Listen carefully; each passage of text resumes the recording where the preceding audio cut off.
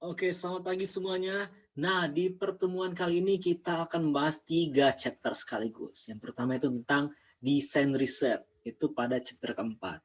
Tujuan pada chapter keempat ini adalah pertama, mendefinisikan dan menjelaskan arti penting desain riset. Kenapa sih desain riset itu penting?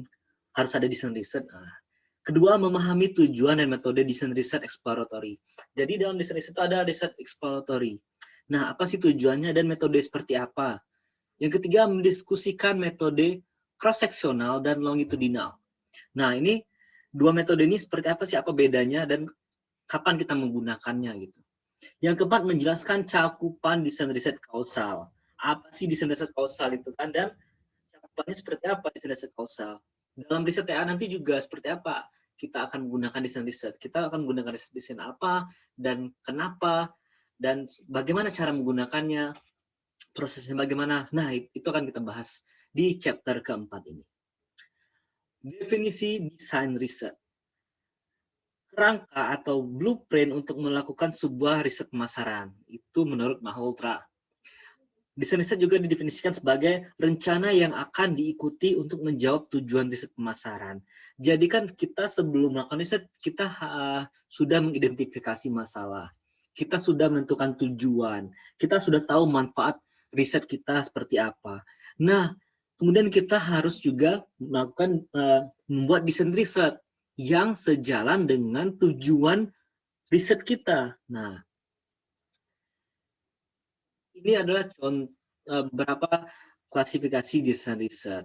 Yang pertama itu riset exploratory, kedua riset deskriptif yang dibagi menjadi cross-sectional dan longitudinal, dan yang ketiga adalah causal. Nah, yang pertama ini desain riset exploratory. Desain exploratory adalah suatu desain dengan pendekatan yang fleksibel dan bersifat berkembang untuk memahami suatu problem yang belum jelas atau fenomena pemasaran yang sulit diukur. Oke, dengan desain exploratory, maka riset akan dapat membangun atau mengidentifikasi variabel-variabel dan mengidentifikasi pula pola hubungan-hubungan yang ada pada variabel tersebut. Nah, ini tujuan desain exploratory. Yang pertama itu mendapatkan pemahaman tentang latar belakang. Nah, jadi kita dengan desain exploratory, kita tahu latar belakang riset kita gitu kan. Jika literatur hanya sedikit memberikan informasi terkait masalah yang menjadi perhatian manajemen atau periset, maka riset exploratory dapat digunakan untuk mendapatkan informasi latar belakang yang dibutuhkan oleh periset atau manajemen. Kedua itu mendefinisikan suatu istilah. Nah, tujuan mendefinisikan suatu istilah. Tanpa suatu pendefinisian yang tegas dan jelas, khususnya pada konsep, seringkali periset pada suatu proses tertentu, misalnya dalam pembuatan kuesioner, pembuatan draft wawancara, membuat desain untuk observasi, pembuatan draft untuk FGD, akan mengalami kesulitan. Nah, desain riset dapat membantu periset untuk melakukan pendefinisian tersebut. Salah satunya adalah dengan focus group. Mengklarifikasi masalah dan hipotesa. Yang ketiga, pada tahap awal pemahaman suatu fenomena pemasaran, seringkali periset atau juga manajemen tidak mudah untuk memahami apa yang sesungguhnya menjadi masalah. Jadi kita belum tahu nih apa masalahnya gitu kan. Kadang yang seperti saya jelaskan sebelumnya, bahwa yang kita lihat itu masalah, ternyata itu bukan masalah, itu akibat dari masalah yang sebenarnya gitu kan. Nah, memisahkan mana gejala dan mana penyebabnya sesungguhnya tidak mudah dilakukan. Untuk tujuan tersebut, riset exploratory ini misalnya dengan menggunakan teknik wawancara yang dalam, deep interview gitu kan, akan mampu mengungkapkan permasalahan tersebut. Nah, selain pengungkapan masalah, desain ini juga mampu membantu periset atau manajemen untuk mengidentifikasi variabel-variabel yang terdapat dalam suatu masalah. serta bagaimana pola hubungan antar variabel tersebut. Jadi kan misalnya kualitas produk dengan kepuasan. Nah, gitu kan, masalahnya di kualitas produk ternyata. Nah, apakah akan mempengaruhi kepuasan? Nah, kita bisa lakukan exploratory dengan memahami pola-pola gejala-gejala pada permasalahan kedua variabel tersebut. Sehingga dengan desain exploratory ini, hipotesa terkait dengan variabel tersebut dapat dirumuskan untuk kemudian bisa diuji studi lanjutnya, gitu kan? Kita uji nantinya kan, apakah memang ada nggak keterkaitan antara kualitas produk dengan kepuasan konsumen. Nah, yang ketiga itu adalah menyusun prioritas riset. Nah, prioritas riset itu sangat penting untuk disusun ya. Suatu permasalahan seringkali kompleks dan untuk memahaminya diperlukan berbagai kegiatan yang bersifat investigatif. Jadi kita menginvestigasi apa masalah-masalah yang sebenarnya gitu kan. Karena desain-desain eksploratory secara fleksibel mampu menelaah permasalahan secara mendalam. Maka gambaran urutan ataupun tahapan terkait dengan suatu masalah bisa dipahami dengan desain eksploratory ini. Riset atau manajemen dapat menyusun kegiatan investigasinya melalui riset dengan prioritas yang tepat. Jadi kita tahu masalahnya, kita tahu tujuan riset kita, dan kita bisa menyusun prioritas riset kita. Jadi setelah kita temukan masalah, kita temukan di variabel-variabel yang kira-kira terkait dengan permasalahan tersebut. Nah, kita tentukan prioritas. Apakah variabel tersebut perlu kita uji atau tidak, gitu kan? Apakah itu sebenarnya masalah atau tidak? Harus diuji atau tidak? Urgent atau tidak? Atau memang memiliki pengaruh yang besar terhadap misalnya kepuasan tadi ya? Kepuasan terhadap kepuasan atau tidak gitu. Jadi kita harus tentukan prioritas riset kita. Nah, metode riset exploratory itu ada beberapa metode. Yang pertama itu analisis data sekunder. Jadi kita nanti setelah ini akan dibahas tentang analisis data sekunder. Kemudian ada juga fokus group, ada juga wawancara mendalam atau interview, ada juga survei pengalaman dan analisis kasus yang akan saya jelaskan nanti. Oke, next, desain deskriptif. Desain deskriptif adalah jenis desain riset konklusif di mana tujuan utamanya adalah untuk mendeskripsikan sesuatu, khususnya karakteristik dari pasar atau suatu fungsi tertentu. Nah, berdasarkan faktor waktu yang digunakan untuk mengumpulkan data, desain ini dibagi menjadi dua, yaitu cross-sectional dan longitudinal. Ini terkait dengan faktor waktunya ya, cross-sectional dan longitudinal. Nah,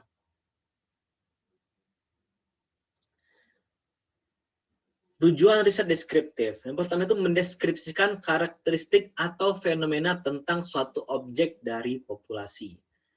Kedua, mengestimasi frekuensi timbulnya proporsi dari populasi yang punya karakteristik tertentu. Ketiga, menemukan asosiasi di antara beberapa variabel yang berbeda.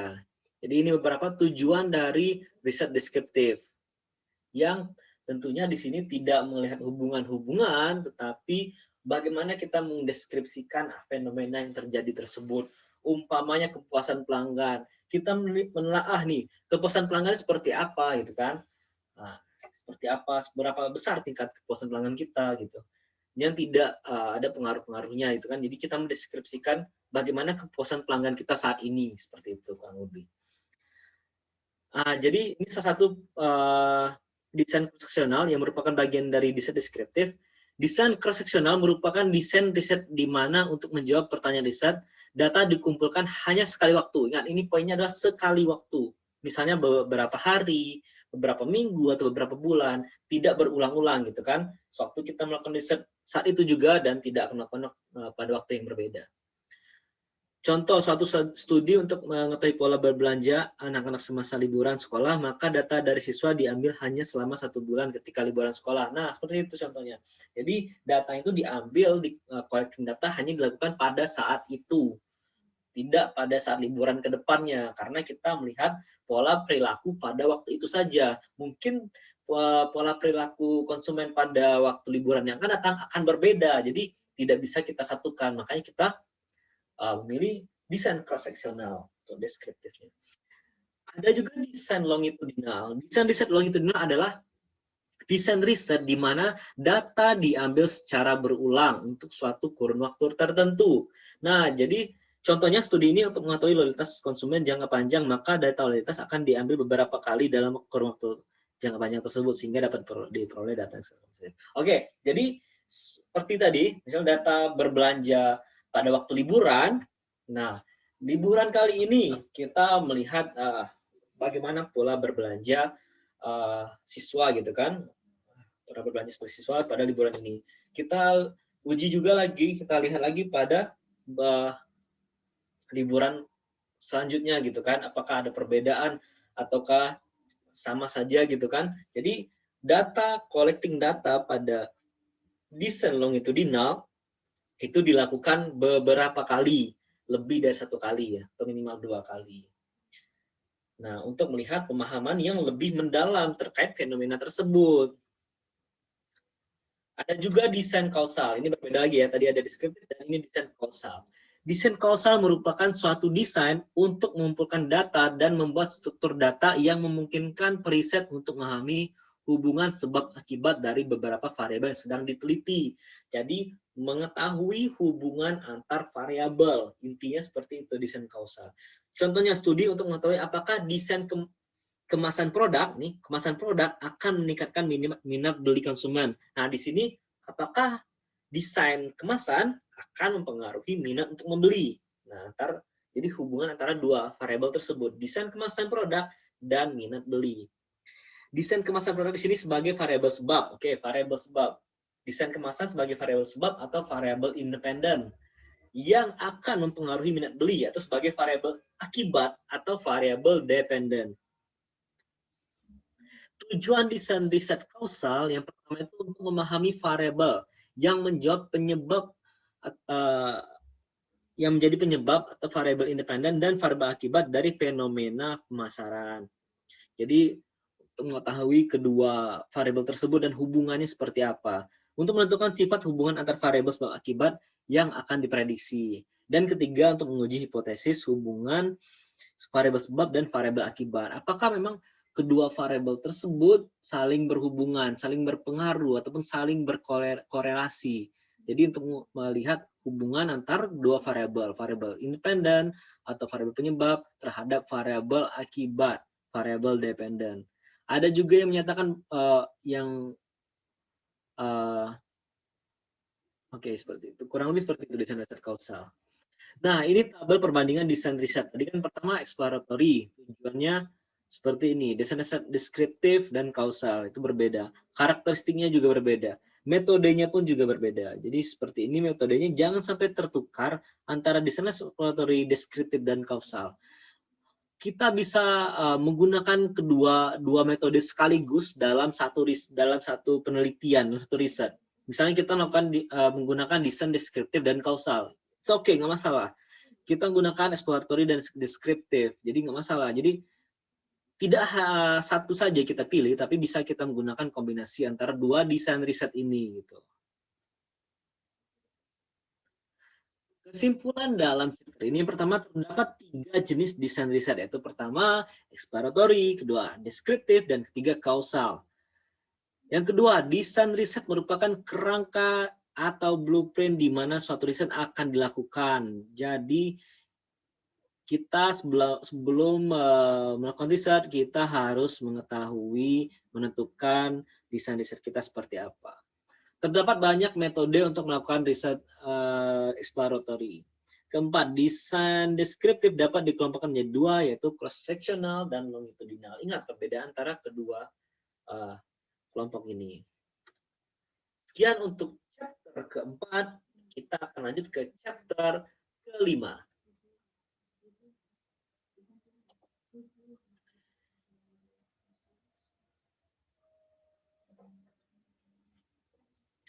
Pada chapter kelima ini, kita akan membahas mengenai percobaan dan uji pasar. Tujuan pembelajaran pada chapter kelima ini yang pertama adalah mendeskripsikan konsep percobaan. Apa sih konsep dalam percobaan riset?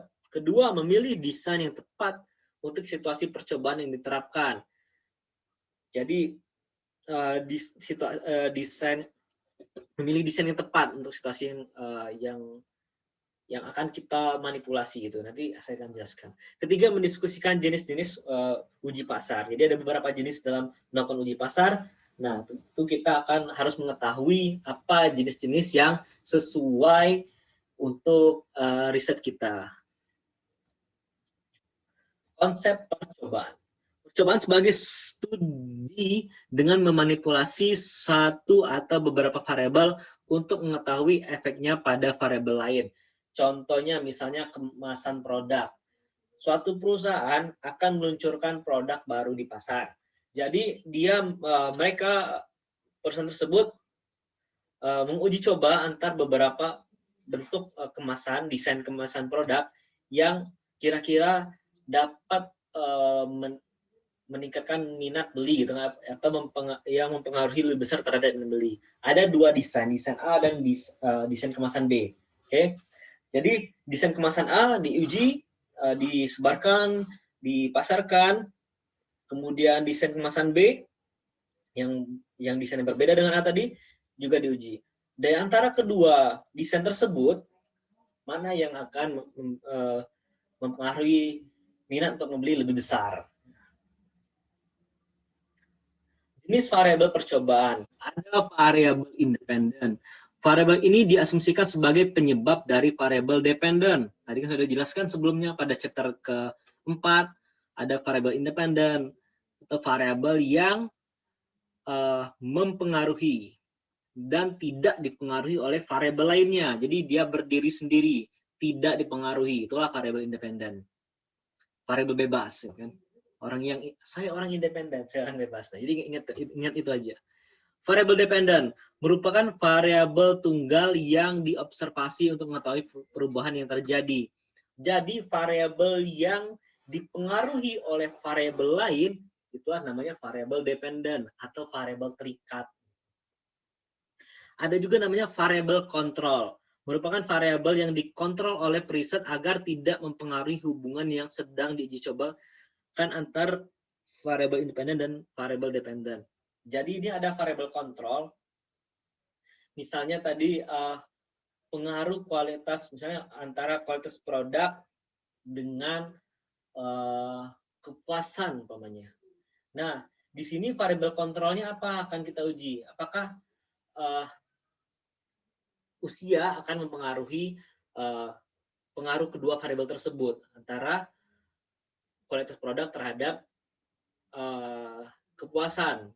Nah, variabel kontrolnya kita pilih misalnya usia antar rentang 15 sampai 20, 20, 21, 25, 26, 30. Nah, dan 30 ke atas. Nah, di antara variabel tersebut kan, variabel usia, apakah akan mempengaruhi besar kecilnya pengaruh kualitas produk terhadap kepuasan, nah, seperti itu. Contoh variabel kontrol dalam pemasaran. Ada juga variabel extraneous, yaitu variabel yang tidak terkontrol yang menjadi penyimbang percobaan-percobaan yang dilakukan. Jadi misalnya tadi kan kita uji pengaruh kualitas produk terhadap kepuasan. Nah, variabel extraneous itu adalah variabel yang tidak kita uji dalam penelitian tersebut. Misalnya ada pengaruh produk, pengaruh harga gitu kan terhadap kepuasan umpamanya.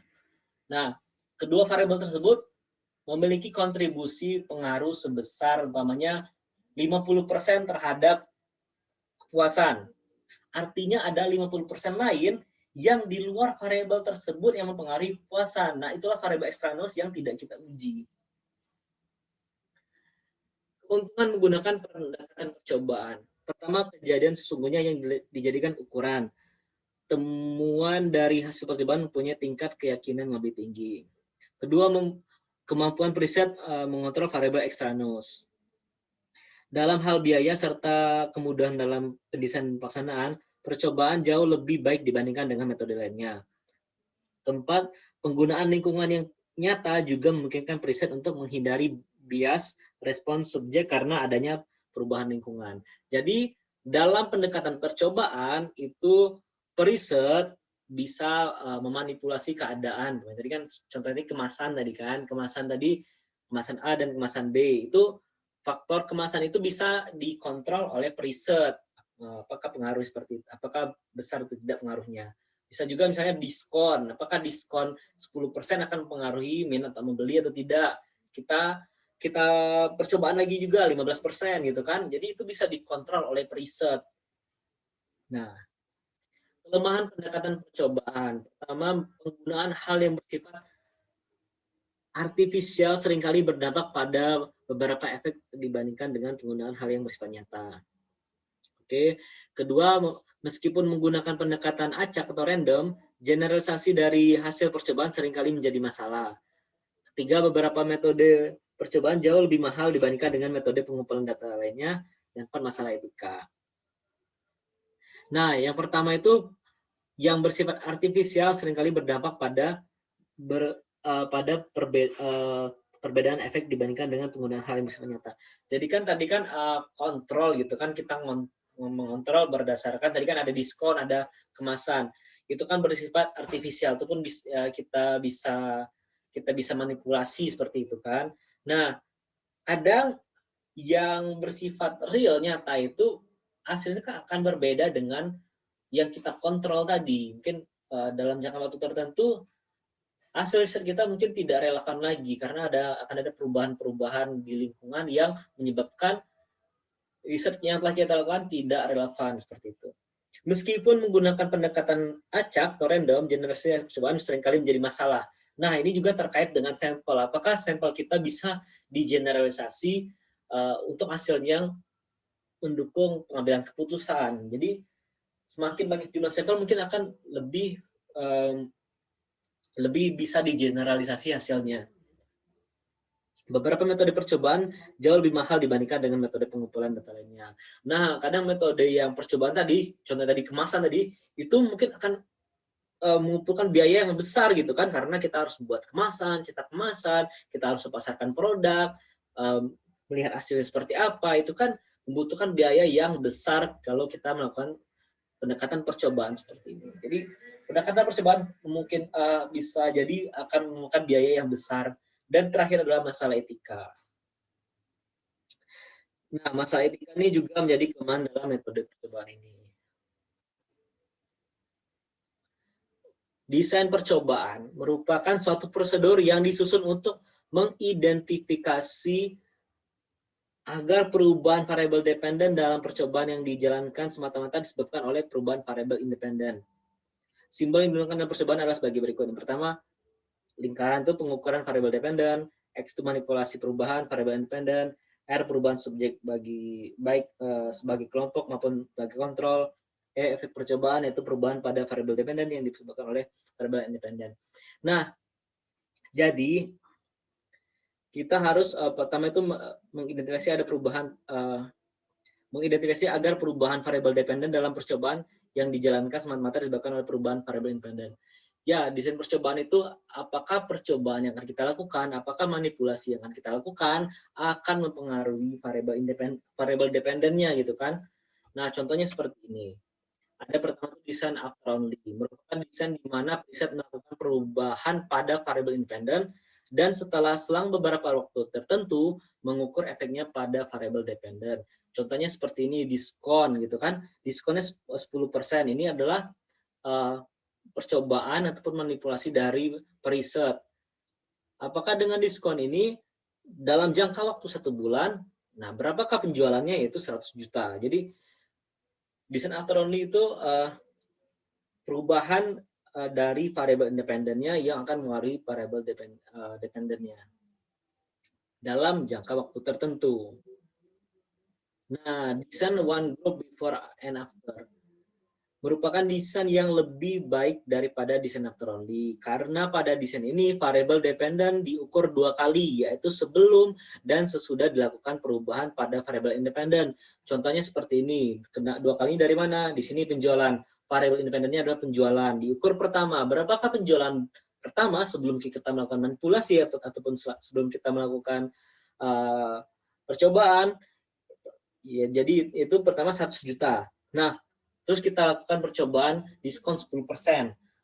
Dalam jangka waktu 1 bulan, Nah, kita ukur lagi penjualannya ternyata 120%, meningkat 20% dari penjualan awal. Jadi diukur di awal dan diukur di akhir variabel depth independennya. Design before after with control group. Bagaimana namanya dalam percobaan ini terdapat dua kelompok di mana pada masing-masing kelompok variabel dependennya dilakukan pengukuran baik di awal percobaan maupun di akhir percobaan. Nah, contohnya seperti ini. Nah, ini grup percobaan ya, grup eksperimen. Biasanya dalam lista ada grup eksperimen dan grup kontrol. Grup eksperimen ini kita melakukan eksperimen, misalnya perubahan-perubahan itu kita lakukan di sini. Misalnya penjualan pertama 14 juta, kita lakukan eksperimen percobaan ataupun manipulasi sebesar dengan diskon 10% 1 bulan, akhirnya penjualannya meningkat jadi 17 juta. Nah, kita bandingkan dengan grup kontrol, itu grup tanpa adanya diskon, tanpa adanya manipulasi, ataupun tanpa adanya perubahan. Itu penjualan pertama 16 juta, selama 1 bulan meningkat sebesar 16.500.000. Nah, jadi tanpa adanya diskon, penjualannya akan meningkat sebesar 500.000. Tetapi jika kita ada diskon, ataupun diskon ini adalah sebagai variabel percobaan ya, variabel manipulatif kita, jadi meningkatnya sebesar 3 juta, 14 juta, sisi dengan 17 juta artinya 3 juta. Jadi dengan adanya percobaan seperti ini, dengan adanya manipulasi di sini, di diskon ini, maka akan meningkatkan penjualan. Jadi antara perbedaan antara grup eksperimen dan grup kontrol. Nah, ada juga namanya desain Solomon for group. Desain Solomon merupakan pengembangan dari desain before and after control group dengan penambahan satu set kelompok, satu grup percobaan, dan satu grup kontrol. Desain ini bisa disimpulkan sebagai berikut. Nah, jadi desain Solomon ini adalah yang desain sebelumnya dijelaskan tersebut, ditambahkan lagi satu grup eksperimen dan satu grup kontrol. Contohnya seperti ini. Nah, di grup eksperimen pertama, penjualan pertama itu 14 juta. Kita melakukan eksperimen dengan melakukan diskon 10% selama 1 bulan, maka penjualannya akan meningkat menjadi 17 juta rupiah. Artinya ada selisih 3 juta di grup eksperimen kita, oke?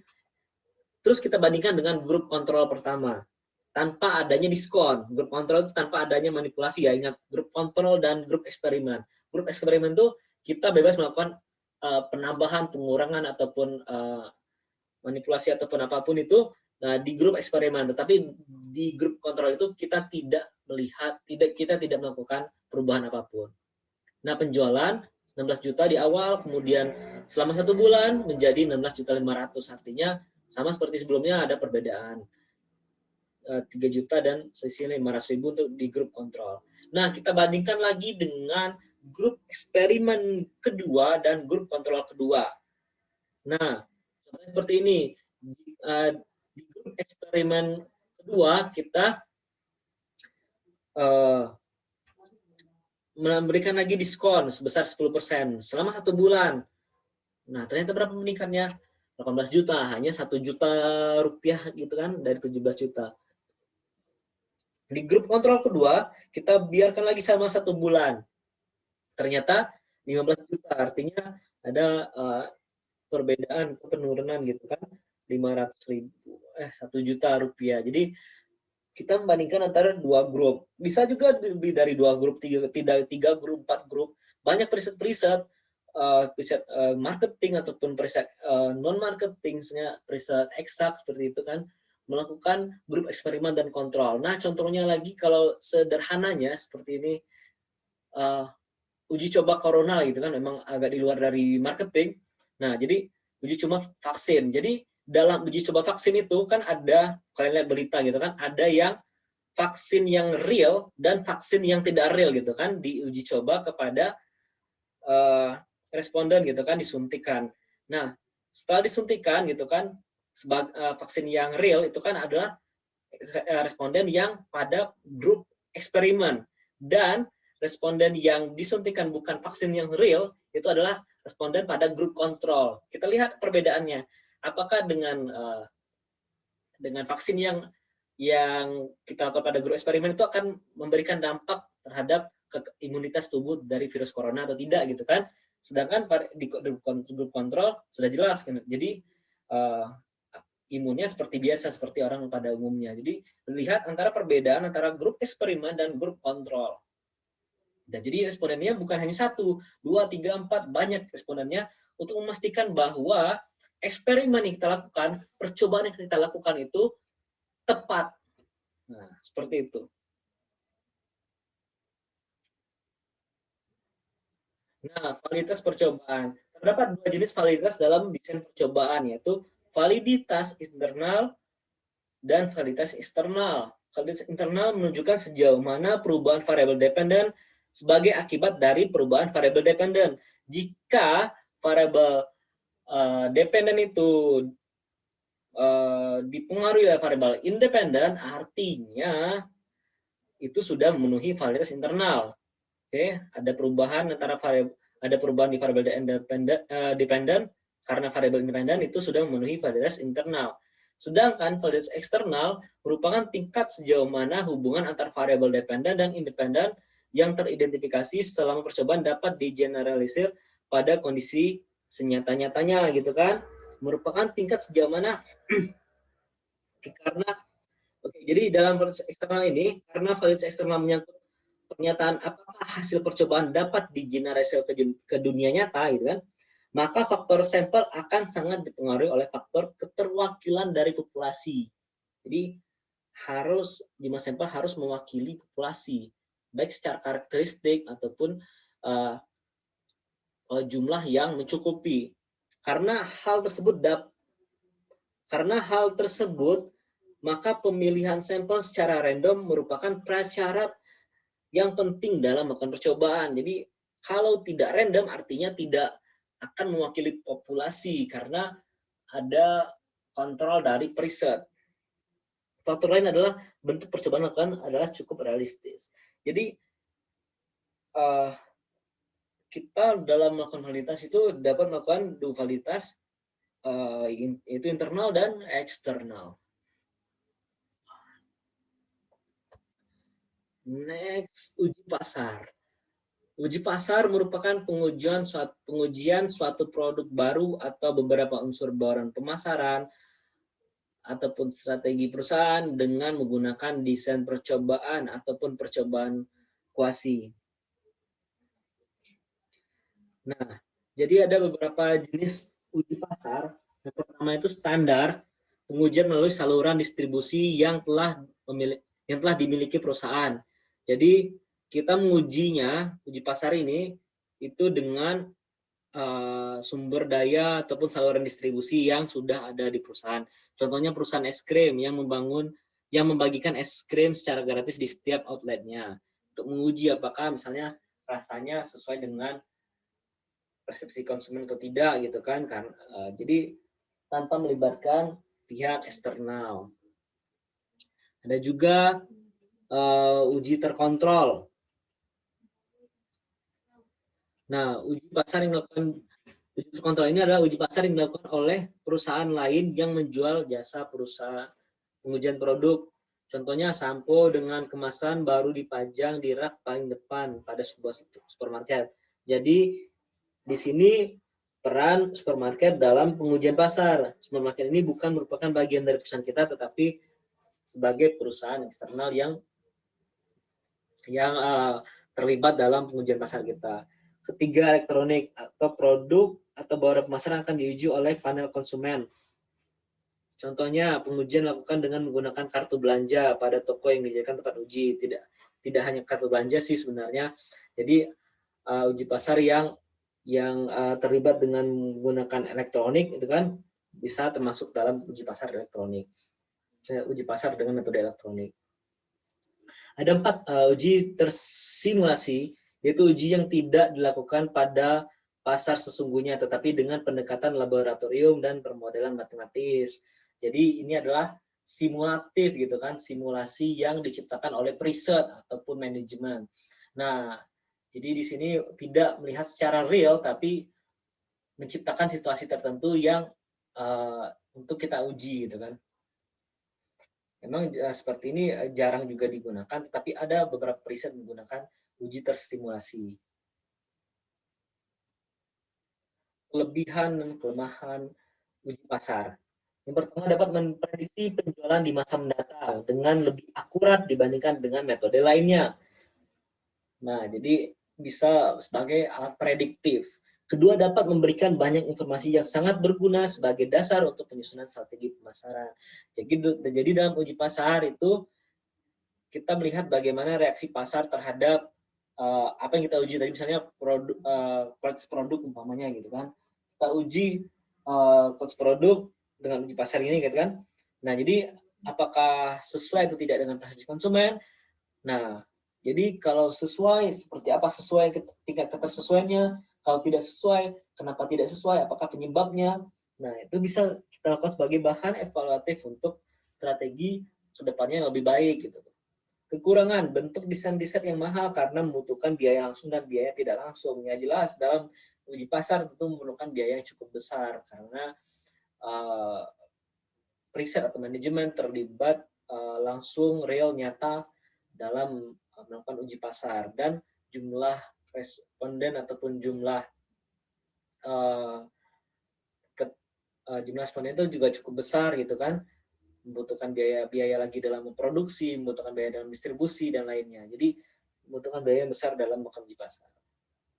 Kesimpulan, percobaan merupakan suatu desain riset di mana periset melakukan intervensi terhadap suatu proses dengan cara memanipulasi beberapa variabel dalam riset agar dapat diketahui efeknya terhadap suatu yang sedang diinvestigasi. Kedua, terdapat 5 metode percobaan yang populer digunakan di konteks pemasaran. Tadi sudah dijelaskan. Yang ketiga, terdapat 4 jenis uji pasar yang dapat diterapkan di bidang pemasaran. Yaitu standar, terkontrol, elektronik, dan tersimulasi. Itu kan yang tadi 4 tadi.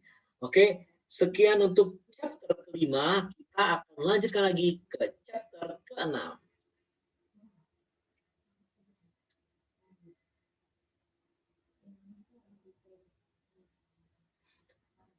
Nah, di chapter ke-6 ini kita akan membahas tentang data sekunder. Tujuan yang pertama adalah mendefinisikan serta mendiskusikan peran data sekunder dalam riset pemasaran. Apa sih pentingnya data sekunder? Itu kan peran pentingnya apa sekunder dalam peran penting dalam riset. Kedua, menyebutkan jenis data, jenis dan sumber data sekunder. Jenisnya apa saja dan sumbernya apa saja. Ketiga, mengidentifikasi faktor-faktor untuk mengevaluasi data sekunder. Jadi data sekunder itu ada tingkatannya gitu kan, keterpercayaannya. Kita evaluasi mana data-data yang memang reliable untuk kita gunakan. Pertama, peran data sekunder di riset pemasaran. Sebentar, saya minum kopi dulu.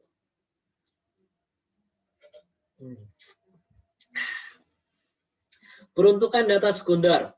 Yang pertama itu mengidentifikasi masalah. Dan kedua, klarifikasi masalah. Ketiga, formulasi alternatif, solusi masalah, dan data pendukung. Pertama, identifikasi masalah. Suatu masalah seringkali bersifat secara gradual. Data sekunder dapat memberikan indikasi masalah yang layak untuk dilakukan riset. Jadi, setelah kita melakukan observasi, nah kita mencari data sekunder yang mendukung hasil temuan kita, hasil temuan gap atau permasalahan yang sudah kita lakukan gitu kan, kita lihat. Nah, untuk memastikan bahwa itulah sebenarnya masalah yang sebenarnya harus dipecahkan. Klarifikasi masalah. Data sekunder yang baik akan dapat membantu mengklarifikasi masalah yang dihadapi oleh suatu bisnis gitu kan. Nah, inilah pentingnya data sekunder sebagai pendukung permasalahan yang sudah kita identifikasi tadi. Jadi kita klarifikasi dengan data sekunder. Jadi mempertegas bahwa inilah masalah yang sebenarnya. Ketiga, formulasi alternatif. Keberadaan data sekunder dapat membantu periset dalam merumuskan alternatif yang mungkin untuk mengatasi masalah yang coba dipecahkan. Jadi dengan data sekunder sebagai data pendukung untuk merumuskan alternatif solusi yang akan kita ajukan, untuk kita temukan nantinya. Yang keempat, solusi masalah. Data sekunder dapat digunakan untuk mengidentifikasi solusi dari masalah yang sedang dihadapi oleh manajemen. Data pembanding. Dalam memahami data yang dikumpulkan oleh survei, untuk dapat menganalisis data mendalam, seringkali riset perlu data pembanding. Nah, itulah digunakan pentingnya data sekunder. Dalam konteks ini, data sekunder akan sangat bermanfaat. Nah, jadi sebagai data pembanding juga penggunaan data sekunder ini. Nah, inilah contoh, ada dua sumber data sekunder. Yang pertama sumber internal, yang kedua sumber eksternal. Sumber eksternal itu ada data penjualan, laporan distributor, feedback pelanggan, data pengeluaran, data lainnya juga. Jadi misalnya kita misalnya menguji tentang loyalitas pelanggan, gitu kan? Kita tidak ada data sekunder. Nah, kita carilah data sekundernya, misalnya laporan penjualan beberapa bulan terakhir atau setahun terakhir, untuk mendukung bahwa memang ada masalah loyalitas pelanggan atau tidak. Kita identifikasi kan, ternyata loyalitas menjadi masalah. Ternyata setelah kita mengumpulkan data, kita lihat data internal, ternyata penjualan itu tidak menurun, meningkat malah gitu kan. Nah, artinya tidak ada sinkronisasi antara data sekunder dengan apa yang kita identifikasi sebelumnya, loyalitas. Nah, jadi harus ada keterkaitan gitu kan. Data sekunder ini mendukung permasalahan yang telah kita identifikasi tadi. Sumber eksternal juga ada publikasi, data eksternal, data sindikasi. Jadi ini data yang diperoleh di luar dari perusahaan. Sumber internal data sekunder yang bersumber dari internal organisasi adalah data yang telah dikumpulkan dalam organisasi tersebut. Kedua, data eksternal, sumber eksternal data yang digunakan riset yang berasal dari luar organisasi. Tadi kan saya sebutkan, data sekunder eksternal dapat dikelompokkan menjadi 3, yaitu publikasi, sindikasi, dan database eksternal. Ini contoh data sekunder internal ya. Yang pertama itu misalnya faktor penjualan, ada juga laporan penjualan. Nah, jadi bisa kita pilih sesuai dengan identifikasi masalah kita gitu kan. Untuk sumber internalnya tadi seperti saya contohkan tadi, data penjualan terkait dengan loyalitas. Nah, jadi mendukung identifikasi masalah kita. Nah, ini ada beberapa sumber data sekunder lainnya gitu kan. Ada keluhan pelanggan, survei kepuasan pelanggan, surat pesanan, aplikasi kredit, kasir, dan lain-lainnya. Jadi inilah contoh data internal yang diperoleh dari internal organisasi atau perusahaan. Nah, ada publikasi data sekunder. Nah, ini contoh-contohnya, fungsinya apa, dan contohnya juga seperti apa. Nah, ini contoh publikasi data sekunder. Nah, kadang kalau kita melakukan riset, kita juga butuh publikasi seperti ini. Jadi, misalnya kita melihat loyalitas wisatawan terhadap satu destinasi. Nah, kita lihat nih data BPS umpamanya. BPS apakah di destinasi tersebut ada atau tidak gitu kan, data yang mendukung. Nah, jadi ini adalah contoh sumber datanya gitu. Kelemahan data sekunder, yang pertama tingkat ketersediaan yang rendah. Data untuk menjawab beberapa pertanyaan riset secara tepat jarang tersedia dengan kualitas yang baik. Nah, kadang itu permasalahan dalam pengumpulan data sekunder. Kadang kualitas ketersediaannya itu rendah. Kadang kita cari data sekunder kok nggak temu gitu kan. Kadang susah mencarinya, butuh waktu lagi, butuh karena datanya mungkin bisa jadi yang kita peroleh itu data mentah gitu kan, belum diolah, jadi ketersediaannya rendah. Tingkat relevansi yang kurang, kadang tidak sinkron antara data sekunder yang kita peroleh dengan identifikasi masalah yang sebenarnya. Jadi seperti itu, relevansi yang kurang. Ketiga, tingkat akurasi yang rendah. Data sekunder yang ada seringkali kurang memenuhi aspek keakuratan. Kadang karena yang mengolah data sekunder itu kan bukan kita sebagai periset ataupun pihak lain, pihak luar yang memang kemampuannya bukan kita meremehkan, tetapi perlu kita pertanyakan metodenya berbeda dengan yang kita lakukan seperti itu. Terus juga cara pengumpulannya, terus cara prosesnya seperti apa, itu tentu akan menentukan kualitas datanya gitu kan. Akurasinya juga akan menentukan akan berbeda. Jadi apakah akurat atau tidak data tersebut itu kan, itu kita pertanyakan. Keempat, tingkat ketercukupan kurang. Data sekunder yang relevan dan akurat tidak mencukupi kebutuhannya. Karena data sekunder itu memang sulit dicari ataupun butuh waktu untuk mencarinya, kadang butuh diolah lagi gitu kan. Nah, jadi tingkat ketercukupannya kurang. Beberapa faktor yang harus diperhatikan oleh periset. Yang pertama, tujuan pengumpulan data. Itu pertama kita harus ketahui apa sih tujuan kita mengumpulkan data. Terkait dengan tujuan riset, pengumpulan data tersebut juga akan menentukan bentuk informasi yang tersedia. Informasi tersebut harus dipastikan apakah sesuai dengan tujuan riset yang akan dilakukan sebelum data dibeli atau digunakan. Jadi tujuan pengumpulan data itu harus sejalan, harus sinkron dengan tujuan riset kita. Jadi tidak kita asal-asal masukin data sekunder aja, karena oh Pak, saya banyak data ini Pak, ya, tidak sinkron, ngapain dimasukkan gitu kan. Jadi harus sinkron, harus sesuai dengan tujuan riset kita. Kedua, waktu pengumpulan data. Waktu pengumpulan data yang akan menentukan dua hal, itu keterwakilan dan kadaluarsanya. Jadi kadang data loyalitas pelanggan ya kita cari tahun 2018 yang mana enggak sudah kadaluarsa gitu kan. Artinya data itu harus real, harus terbaru, update. Nah, jadi untuk menjelaskan fenomena yang sebenarnya saat ini. Jadi waktu pengumpulan data juga harus diperhatikan. Nah, kita lihat loyalitas wisatawan. Datanya data sebelum corona itu tuh beda dengan data yang saat corona saat ini, itu akan berbeda loyalitasnya. Jadi harus terbaru datanya. 3, pengumpulan data. Siapa yang melakukan studi untuk mengumpulkan data merupakan faktor penting yang harus dipertimbangkan dengan seksama oleh periset sebelum menggunakan sumber data sekunder. Nah, ini harus kita tahu nih siapa yang mengumpulkan data sekunder, pihak mana, perusahaan mana, organisasi mana gitu kan. Apakah organisasi tersebut, pihak tersebut terpercaya atau tidak dalam mengumpulkan data, atau apakah reliable atau tidak gitu kan. Misalnya kita mengumpulkan dari data Blogspot ya tidak reliable. Nah, dibandingkan dengan kita cari data di BPS umpamanya gitu kan, harus sumbernya harus terpercaya. Keempat, konsistensi data. Data yang reliable adalah data yang konsisten dengan data lainnya.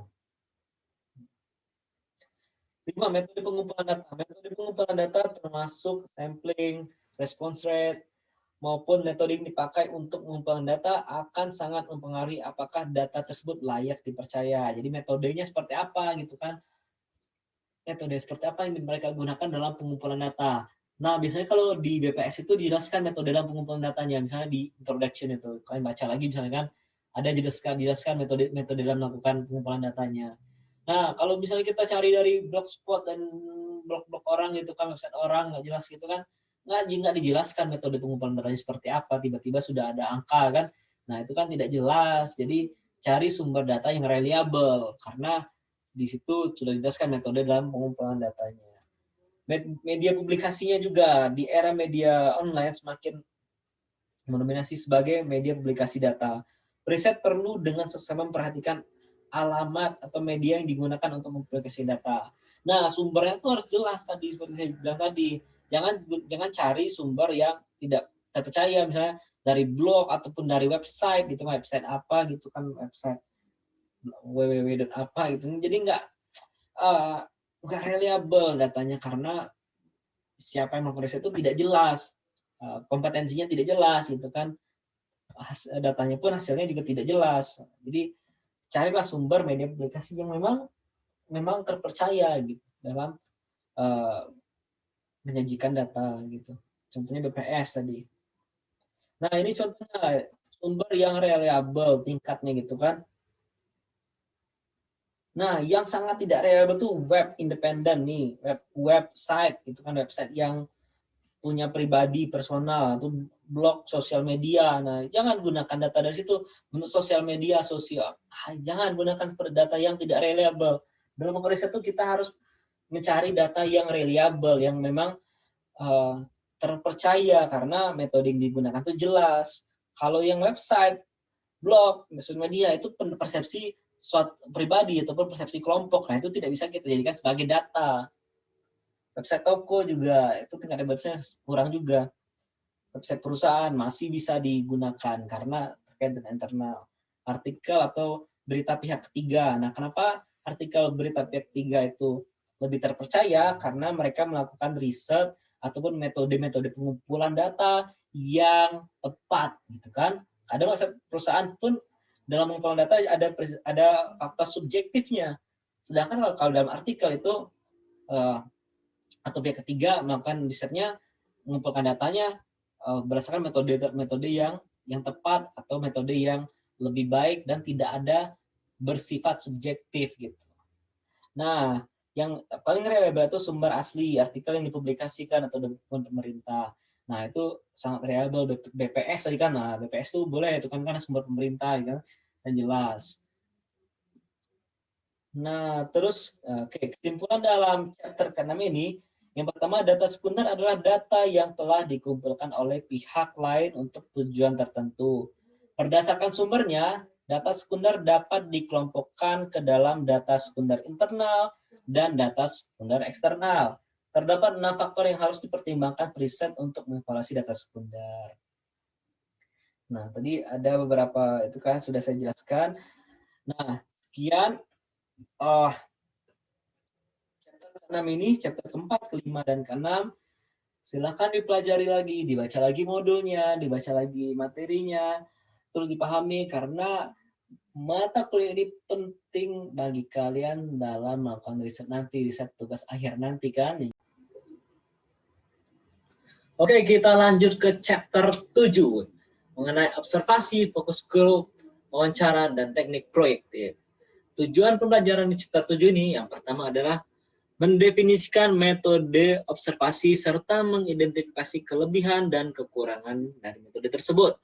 Kedua, mengorganisir kegiatan fokus group, bagaimana kita mengorganisirnya. Dan ketiga, mendemonstrasikan metode wawancara secara mendalam untuk mengumpulkan data kualitatif. Keempat, mengidentifikasi situasi di mana teknik proyektif tepat untuk mengumpulkan data. Yang pertama, kita akan bahas mengenai teknik observasi. Teknik observasi merupakan pengumpulan data dilakukan dengan cara pengamatan terhadap subjek yang menjadi kajian. Nah, ada beberapa jenis teknik observasi, yaitu secara langsung atau tidak langsung, tersembunyi atau terang-terangan, terstruktur atau tidak struktur, personal, dan elektronik. Nah, observasi yang langsung dan tidak langsung. Jadi periset secara langsung mengamati fenomena yang terjadi. Atau secara tidak langsung, bisa melalui jasa seperti itu atau melalui pihak ketiga. Ada juga tersembunyi. Nah, observasi tersembunyi itu bisa peneliti mengobservasi dengan CCTV gitu kan, melihat secara tidak langsung. Artinya objek yang diamati tersebut tidak mengetahui adanya peneliti seperti itu. Terstruktur dan tidak struktur. Nah, terstruktur ini artinya ada draft observasi yang akan kita amati seperti itu. Nah, sedangkan tidak terstruktur itu tidak ada draft, kita lihat kita melakukan observasi tersebut berdasarkan fenomena yang memang sedang terjadi saat itu. Ada personal atau elektronik. Nah, bisa secara langsung, secara personal, antar pribadi gitu kan. Ada juga melalui media elektronik. Kelebihan teknik observasi. Yang pertama, dimungkinkannya dilakukan pengumpulan data secara akurat tentang pola perilaku konsumen yang bersifat aktual. Nah, dengan observasi kita secara langsung mengamati objek yang diobservasi. Real time saat itu juga. Jadi apa yang kita amati itu aktual. Kedua, mengurangi kemungkinan terjadinya subjek error, respon bias, penolakan untuk berpartisipasi, dan error yang disebabkan oleh pengamat. Nah, karena kita melakukan pengamatan secara langsung, kita kemungkinan juga tidak terjadinya error karena kita tidak ada bersifat subjektif seperti itu kan. Kalau wawancara kan ada subjektif, kita tanya ke responden itu ada subjektif. Sedangkan observasi itu tidak ada bersifat subjektif, real time, nyata seperti itu yang kita amati lah. Nah, jadi bisa mengurangi kemungkinan terjadinya error ataupun bias. Ketiga, biaya pelaksanaan yang relatif rendah. Nah, jelas tidak membutuhkan biaya-biaya yang tambahan seperti biaya insentif untuk responden, seperti itu. Biaya transportasi yang mahal, biaya untuk wawancara, dan lain-lainnya. Nah, sedangkan observasi hanya kita butuh pengamatan, jadi biayanya itu ya relatif rendah. Keempat, waktu pelaksanaan relatif singkat. Ya, bisa saja beberapa jam, bisa saja hanya 1 hari, ataupun beberapa hari. Nah, itu butuh waktu yang relatif singkat dibandingkan kita dengan teknik yang lain. Kekurangan teknik observasi. Yang pertama, menghasilkan data yang sulit untuk digeneralisir. Ya, jelas karena yang objek yang kita amati, fenomena yang kita amati itu terjadi saat itu juga, yang mungkin beberapa hari kemudian, beberapa waktu kemudian akan berbeda. Nah, umpamanya kita mengamati pola perilaku belanja di salah satu supermarket di hari ini gitu kan. Nah, kita lihat hari ini rame. Kita berasumsi bahwa supermarket tersebut rame. Ternyata setelah kita lakukan wawancara yang mendalam dan melakukan teknik analisis yang lain, mereka hari ini ramai itu bukan karena supermarket itu ramai, bisa jadi karena adanya diskon atau bisa jadi karena memang musim liburan. Nah, seperti itu. Jadi observasi tersebut tidak bisa berdiri sendiri, jadi harus didukung dengan teknik analisis lain. Nah, jadi data yang dihasilkan itu tidak selalu bisa digeneralisir. Kedua, hanya bisa dilakukan pada objek yang tidak banyak, kisaran 5-60. Nah, jadi yang diobservasi itu kalau responden itu tidak terlalu banyak. Jika banyak, membutuhkan waktu yang lebih lama gitu kan, karena keterbatasan juga waktu dan tenaga. Jadi terbatas responden atau objek yang diamati. Ketiga, sulit mengetahui penjelasan mengapa objek berperilaku tertentu. Ya, karena kita hanya berdasarkan pengamatan, tidak kita tanyakan, tidak kita beri wawancara seperti itu. Jadi hanya berdasarkan pengamatan, artinya sulit untuk menjelaskan fenomena tertentu ataupun mengetahui perilaku tertentu. Keempat, hasil kesimpulan dari analisis masih berupa dugaan preset sehingga harus diperlakukan sebagai informasi yang bersifat awal. Nah, jadi sebelum mulai riset kita bisa melakukan observasi, ya itu primary research. Jadi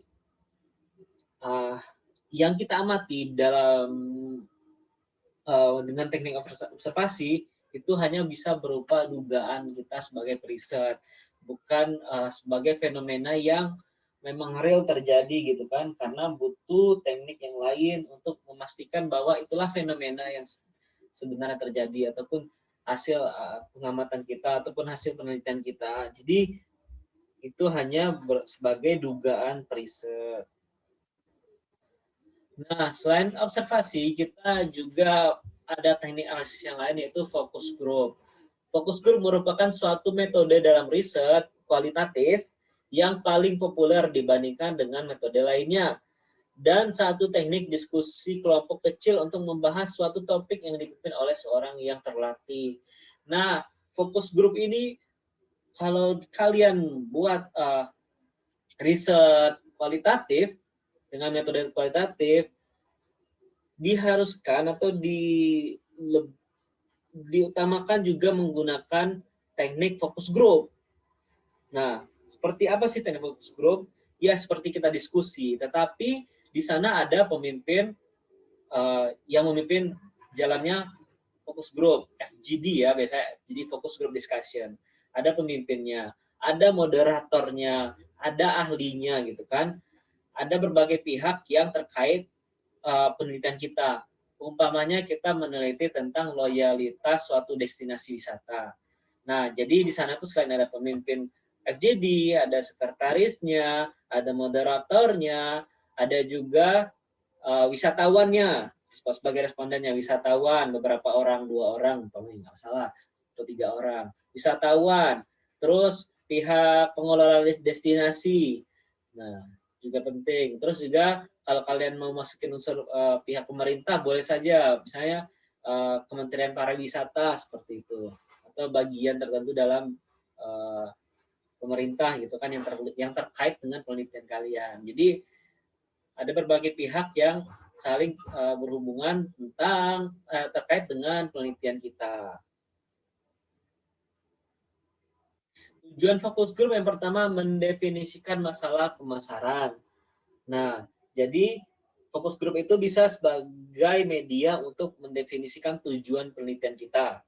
Nah, jadi kita sudah punya fenomena, terus sudah ada tujuan gitu kan. Nah, jadi kita definisikan bisa melalui fokus group. Fokus group awal seperti ini.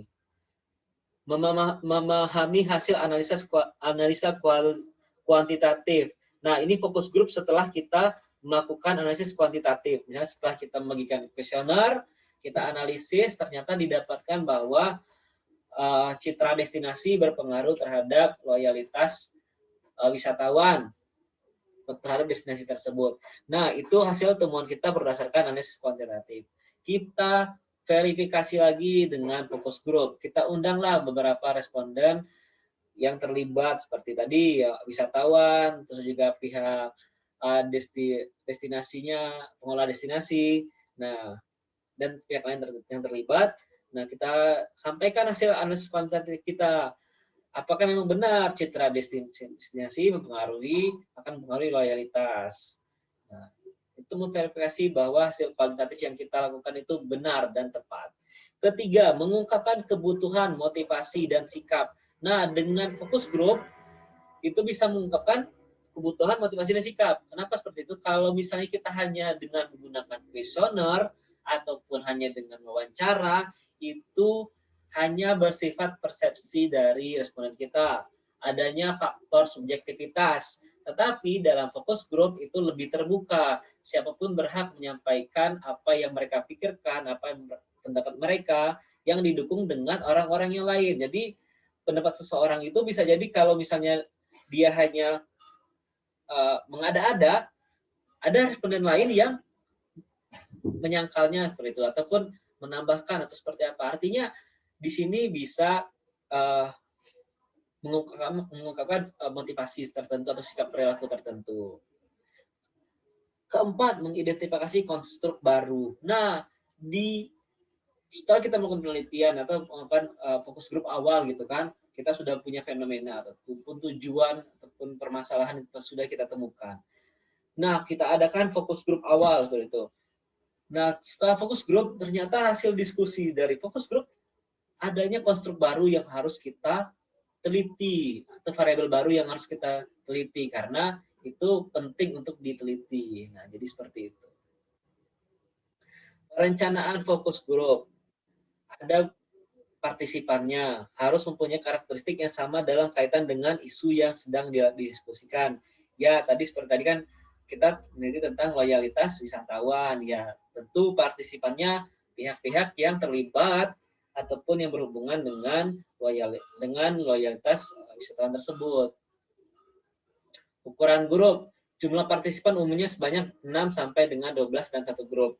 Jika terlalu sedikit, artinya uh, hasil yang akan dicapai itu tidak maksimal. Tetapi kalau terlalu banyak, nah juga tidak kondusif untuk berdiskusi. Adanya insentif, bentuk penghargaan kepada partisipan atas waktu, energi yang dilakukan. Ya pasti misalnya dalam FGD nggak mungkin kita kasih tangan kosong doang gitu kan. Tentu kita harus adanya konsumsi gitu, kasih minum, kasih snack, makan seperti itu. Ataupun ada bingkisan sebagai tanda terima kasih kita atas partisipasi partisipan dalam fokus grup. Keempat, jumlah fokus grup. Banyaknya kelompok akan sangat tergantung dari kompleksitas dan masalah yang akan diungkap. Ya betul, semakin kompleks masalah, semakin banyak grup-grup yang akan kita diskusi gitu kan, berdiskusi. Adanya kelima, lokasi, tempat dengan suasana pertemuan yang nyaman, aman, dan tenang. Pasti kalau kita diskusi yang harus tempatnya harus nyaman, harus tenang, harus aman gitu kan, agar lebih kondusif. Pelaksanaan fokus grup. Yang pertama itu adalah tahap awal. Tahap awal itu kita sudah punya draft yang akan kita diskusikan. Tempatnya sudah diatur sedemikian rupa.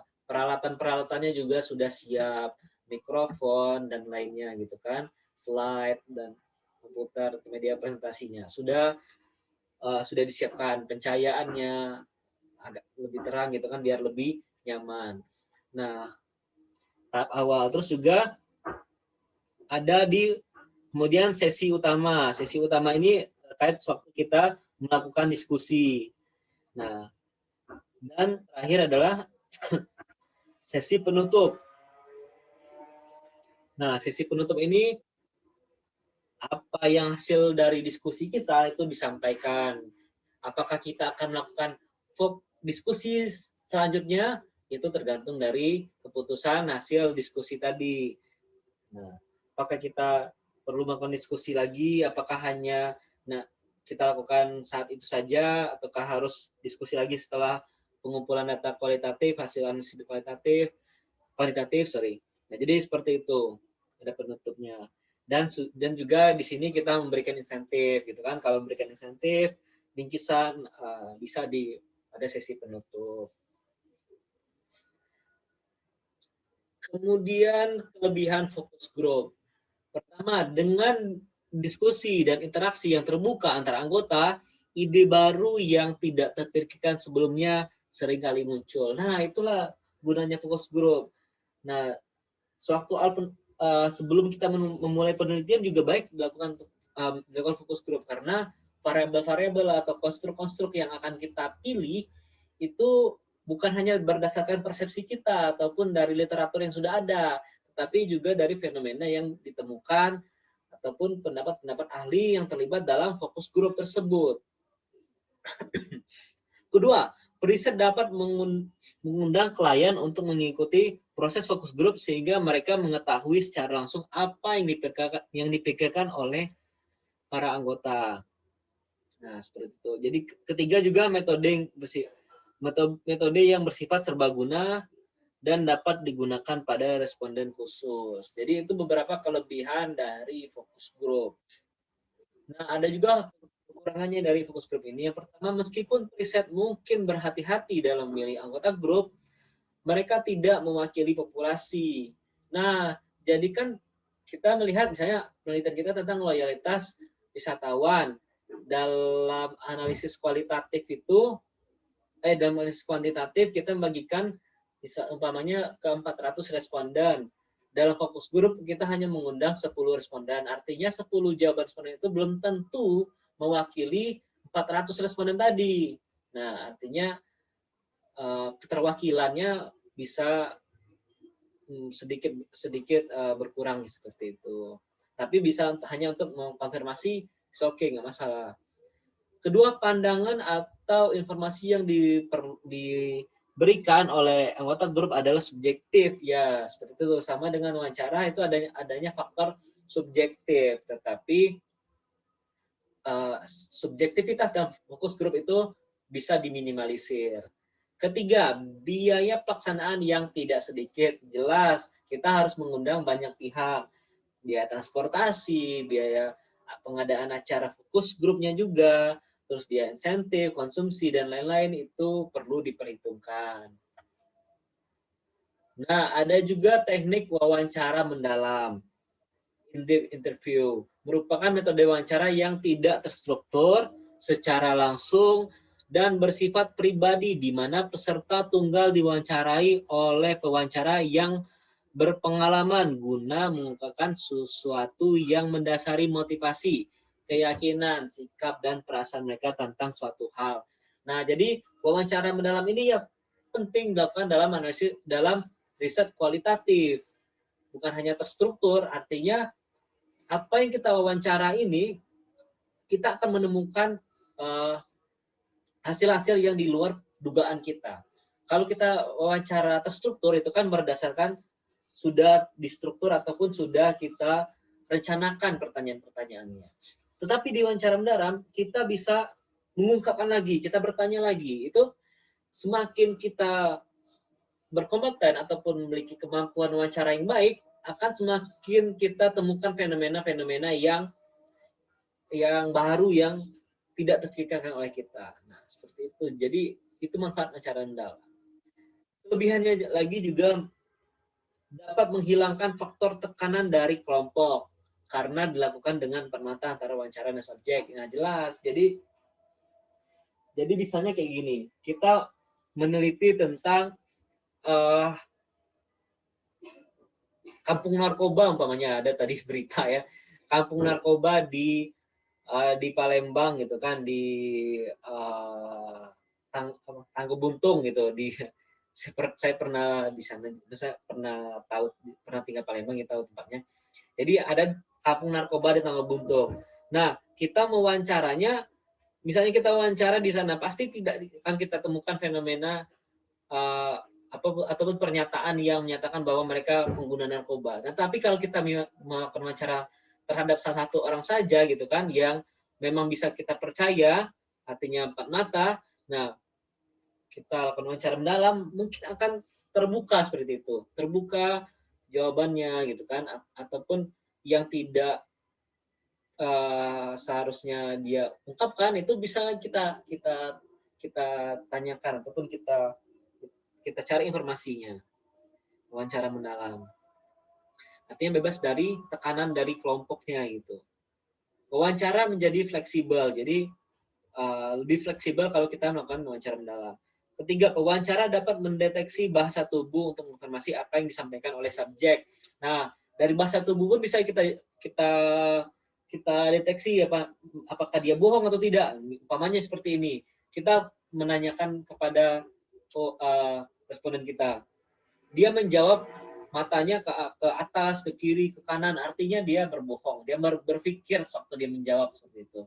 Nah, satu laginya juga seperti ini, sewaktu kita bertanya, dia tangannya ke depan gitu kan, menutup seperti itu, artinya ada sesuatu yang dia sembunyikan. Jadi dari bahasa tubuh itu kita ketahui apakah dia berbohong atau tidak. Contoh lain juga, waktu kita bertanya gitu kan, dia sibuk-sibuk megang hidung, megang pipi gitu kan, nah artinya dia berbohong.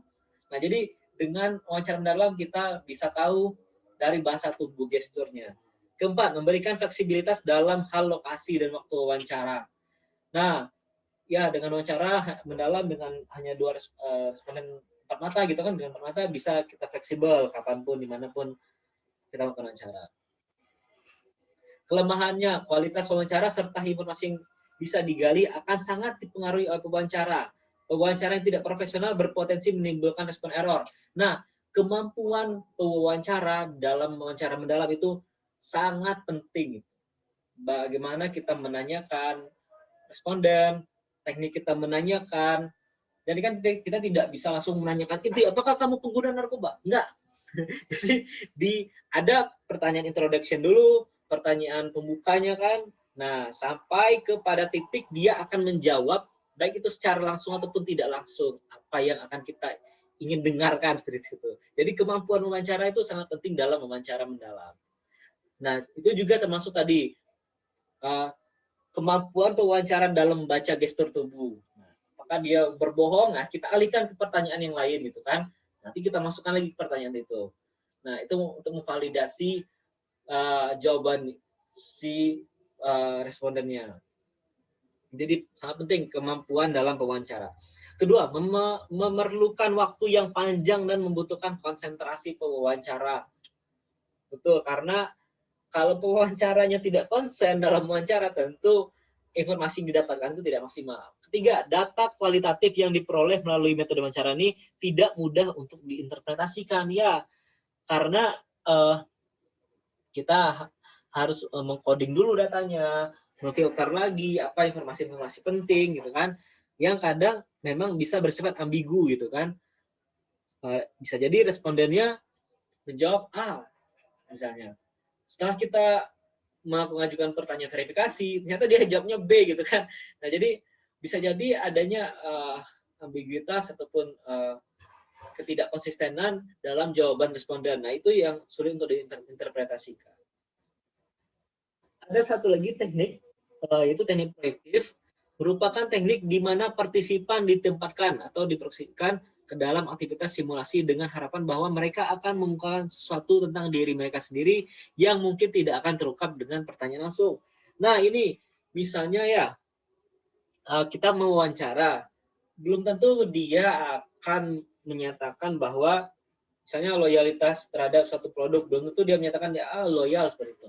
Tidak. Jadi bisa kita melakukan teknik proyeksi, kita melakukan simulasi seperti itu. Apakah persepsi dia terhadap produk tersebut positif atau tidak gitu kan? Kalau kita tanya, wah iya, saya suka produk itu, oh saya sering beli, ternyata tidak seperti itu. Nah, bisa kita melakukan teknik proyektif.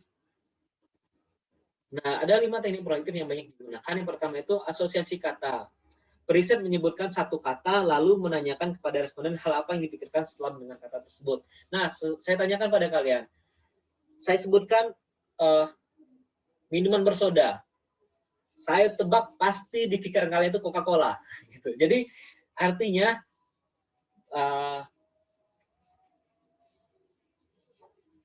Coca-Cola itu sudah muncul di brand awareness kalian. Gitu kan. Jadi, dari satu kata saja, jadi muncul nama merek tertentu seperti itu.